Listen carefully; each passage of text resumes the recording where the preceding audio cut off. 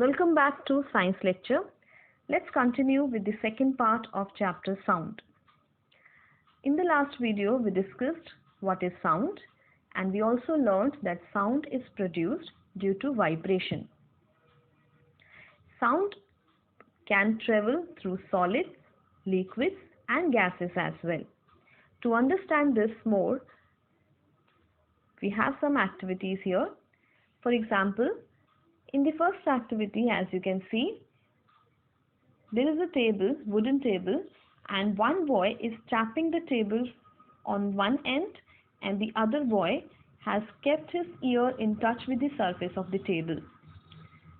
So when the other boy will tap the table, the boy on this side of the table will be able to hear the sound produced due to tapping. This shows that sound can travel through solids. Another small activity, as given in the second figure, the boy has kept a bell underwater and he has kept his ear just near to the surface of the water. When he tries to ring the bell, he will be able to hear the ringing sound of the bell, proving that sound can travel through liquids as well. Now, can sound travel through gases? Yes. In the picture, the barking dog, that sound of barking can be heard by that lady clearly because the sound waves are traveling through the air. And this we all can observe in our day-to-day communication. When we are talking with each other, the sound produced by us can be heard by the other person because the sound waves are traveling through the air present around us. And air is mixture of gases. That means sound can travel through gases as well. Now, how is it happening? How is sound able to travel through all these states of matter? Children, if you remember, we have different states of matter due to difference in position of particles present in them.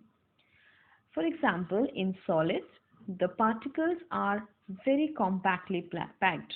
They are very close to each other. In liquids, the solids are little apart. They are far from each other. And in gaseous state, particles are moving freely.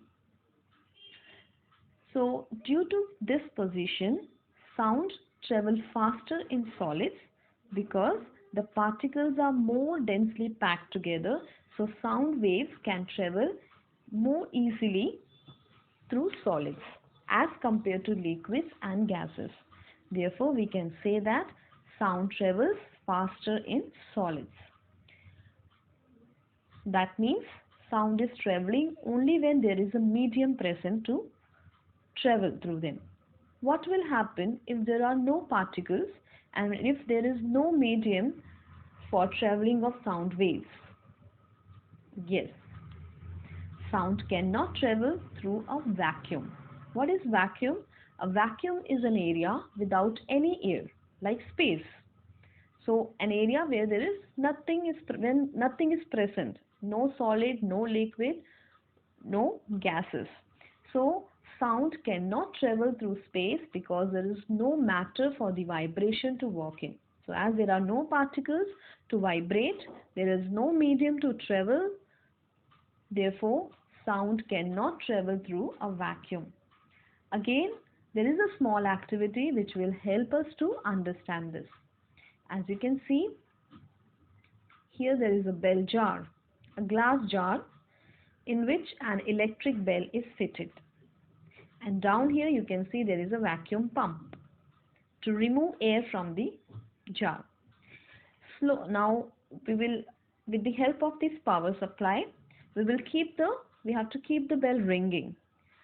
And slowly, with the help of vacuum pump, we have to keep on removing air from this bell jar. Now, when we start with doing this, the sound of the electric bell becomes quieter when the amount of air in the jar decreases. So, as we are removing the air from the bell jar, slowly the sound start becoming quieter. And finally, no sound can be heard when it is vacuum inside the jar. When completely air is removed, then we are not able to hear the sound of the bell. So, because sound waves require a medium for transmission, which we have removed with the help of vacuum pump. So, this activity proves that